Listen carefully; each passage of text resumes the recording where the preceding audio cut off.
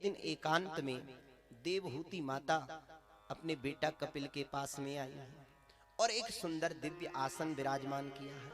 उस आसन पर बेटा कपिल को विराजमान किया है, बैठाया है और हाथ जोड़ करके कहती हैं कि बेटा कपिल एक बात बताओ। क्या?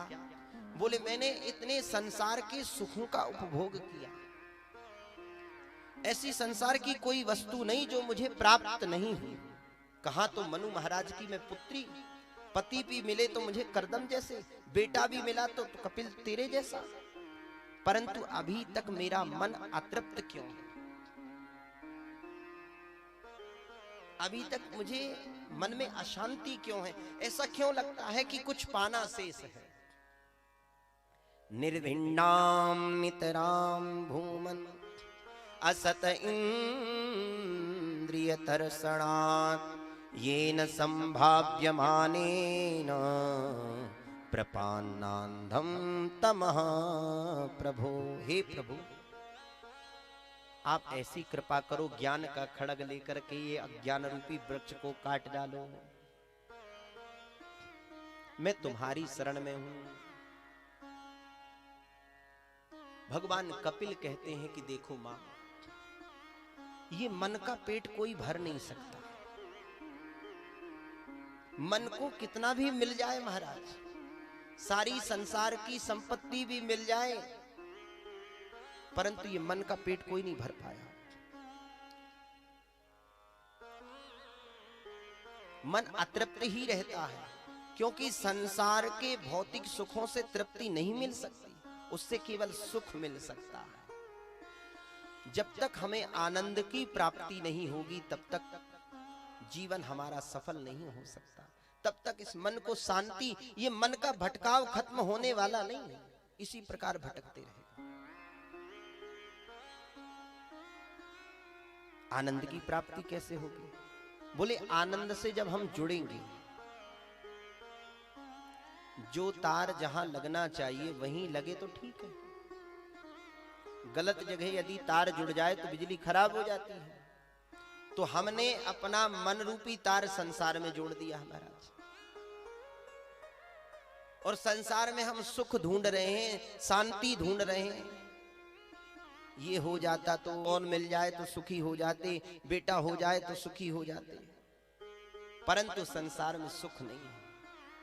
श्रीमद् भगवत गीता में स्पष्ट रूप से भगवान ने कहा है कि दुखालयम शाश्वतम, ये संसार दुख का आलय है, दुख का घर है। अब कोई व्यक्ति भोजनालय में जाकर के कहे महाराज हमें कोई एक पुस्तक दो, तो भोजनालय में पुस्तक मिल सकती है? वहां तो भोजन ही मिलेगा।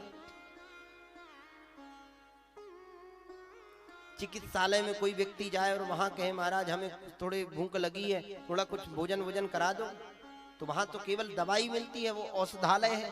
तो जो जिसका आलय है वहां वह वस्तु मिलेगी। तो ये संसार दुखालय है भैया, दुखों का घर है, यहां दुख ही मिलेगा, सुख नहीं मिल सकता। सुख यदि पाना चाहते हो, शांति पाना चाहते हो, आनंद पाना चाहते हो, तो आनंद से जुड़ना पड़ेगा। और आनंद से जुड़ने का एक ही उपाय है, भगवत रसिक संतों का सानिध्य। अच्छा बेटा, संत कैसे होते हैं? तो संतों की यहां परिभाषा बताई। तितिक्षवः कारुणिकः सुहृदः सर्वदेहिनां अजात शत्रवः शान्ता साधवा साधुभूषणः। संतों को लक्षणों से पहचानना चाहिए, वेशभूषा से संतों की पहचान नहीं होती। कपड़े तो महाराज कोई भी रंग लेता है, गेरुए वस्त्र पहन करके, जटा बढ़ा करके, लंबा चौड़ा टीका लगा करके कोई भी जा सकता है, परंतु संतों को परिवेश से नहीं, वेश से नहीं, संतों को लक्षणों से पहचानना चाहिए। और संत के 5 लक्षण होते हैं, कपिल भगवान कहते हैं। क्या? तितिक्षवः, संत लोग बड़े तितिक्षु होते हैं। तितिक्षु यानी धैर्यवान, धैर्यशील। कितनी बड़ी आपत्ति विपत्ति हमारे जीवन में आए, परंतु संत कभी विचलित नहीं होते, परेशान नहीं होते। हमारे जीवन में तो महाराज नेक सा संकट आ जाए तो माथा पकड़ करके बैठ जाते हैं, अरे राम राम राम, ऐसा हो गया वैसा हो गया। संत बड़े तितिक्षु होते हैं, का सभी जीवों के प्रति करुणा रहती है।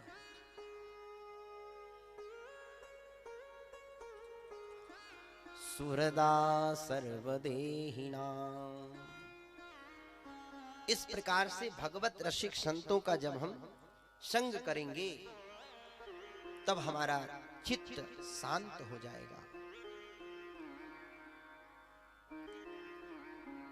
भक्ति की 3 धाराएं बताई गई हैं। भक्ति की 3 धाराएं हैं, संबंध, समर्पण और विश्वास। भक्ति में संबंध का होना, समर्पण का होना, विश्वास का होना बहुत जरूरी है। हमारे ठाकुर जी से क्या संबंध है? हम रोज आरती में गाते हैं, त्वमेव माता च पिता त्वमेव, त्वमेव बंधुश्च सखा त्वमेव, तुम ही हमारे माता हो, तुम ही हमारे पिता। भगवान कहते कोई भी संबंध बना लो। अर्जुन ने तो कई संबंध बनाए, भगवान को सारथी बना लिया, कभी मित्र बना लिया, कभी सखा बना लिया। अरे कोई भी संबंध बनाओ भैया, मित्र बना लो। और ध्यान देना, कभी कभी हम अपने मित्र को भूल भी जाते हैं। भगवान कहते मित्र नहीं बनाते तो शत्रुज बना लो, तो भी कल्याण हो जाएगा तुम्हारा।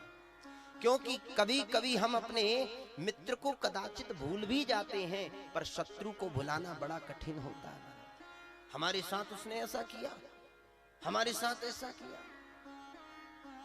भगवान से संबंध बनाना पड़ेगा। दूसरी बात, विश्वास।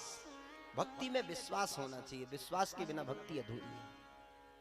और समर्पण, आत्मसमर्पण की, हे प्रभु हम आपके हैं और आप हमारे हैं, यह भाव में। जीव कैसे मातृगर्भ में आता है और किस प्रकार से कष्ट को प्राप्त करता है, कैसे बार बार पुनरपि जननम पुनरपि मरणम पुनरपि जननी जठरे शयनम, बार बार जन्म मरण में पड़ता है, यह भी विस्तार पूर्वक बताया भगवान कपिल ने।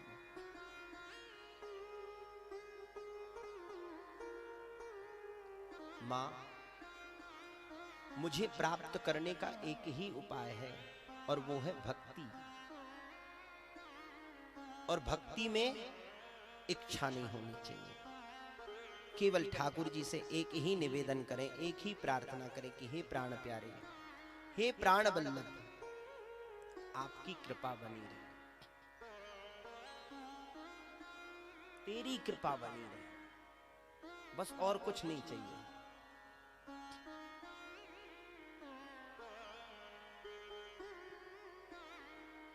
प्यार से बोलो श्री राधे, श्री राधे। भगवान से जो भक्त भक्ति के बदले में कुछ मांगता है वो भक्त भक्त नहीं है। भगवान कपिल कहते हैं वो विशुद्ध व्यापारी है। भक्तों के 3 प्रकार होते, 3 प्रकार के भक्त होते हैं। जो भगवान की भक्ति में भगवान से कुछ, वो भक्त तो है, ऐसा नहीं कि भक्त नहीं है, भक्त है पर उत्तम भक्त नहीं है। जैसे आपने देखा होगा स्कूल में बच्चों का एडमिशन हो जाता है, छोटे छोटे बच्चों का, नर्सरी में। अभी बच्चों को केवल शब्द का बोध भी नहीं है, पढ़ना लिखना नहीं आता, फिर भी जब एडमिशन हो जाता है तो विद्यार्थी का मोहर उस पे लग जाता है कि ये स्कूल का विद्यार्थी है, भले कुछ आए जाए महाराज, कुछ आए भी ना तो भी चलता है। इसी प्रकार भगवान की इस भक्ति की कक्षा में एक बार आप प्रवेश कर लें। ये तो श्रेणी है अलग अलग, प्राइमरी के बच्चे, हाई स्कूल के बच्चे, ऐसे भक्तों के 3 प्रकार बताए। भगवान कपिल कहते हैं मां, जो केवल मंदिर की मूर्तियों में मेरा दर्शन करता है वो तीसरे श्रेणी का भक्त है। कि मंदिर में गए, ठाकुर जी का दर्शन किया, हे प्रभु प्रणाम। अच्छा ये बताओ कि मंदिरों की मूर्ति को किसने बनाया? किसी कलाकार ने ही उस प्रतिमा को बनाया है। जयपुर के किसी कारीगर ने उस मूर्ति को तैयार किया है। भगवान कपिल कहते हैं कि मां, उस मूर्ति की पूजा करें और मेरे द्वारा बनाई गई मूर्ति से जो द्वेष रखता है, ईर्ष्या रखता है। अच्छा, ये संसार की जो इतनी मूर्तियां बैठी हुई हैं, इसे किसने बनाया? चलती फिरती आती जाती खाती पीती हंसती बोलती जो मूर्तियां हैं, इसे किसने बनाया? इसे भी तो परमात्मा ने बनाया। तो भगवान कपिल कहते हैं, देखो मां, जो मेरी पूजा तो करता है परंतु मेरे द्वारा बनाई गई मूर्तियों का के प्रति द्वेष रखे, ईर्ष्या रखे, ऐसा भक्त नहीं है। भक्त तो है पर उत्तम कोटि का भक्त नहीं है।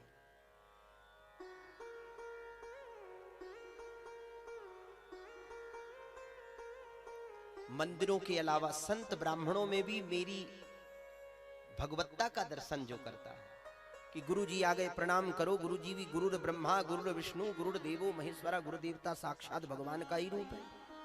तो गुरु और भगवत प्रतिमा में, दोनों में भगवत दृष्टि जो रखता है वो दूसरे श्रेणी का भक्त है।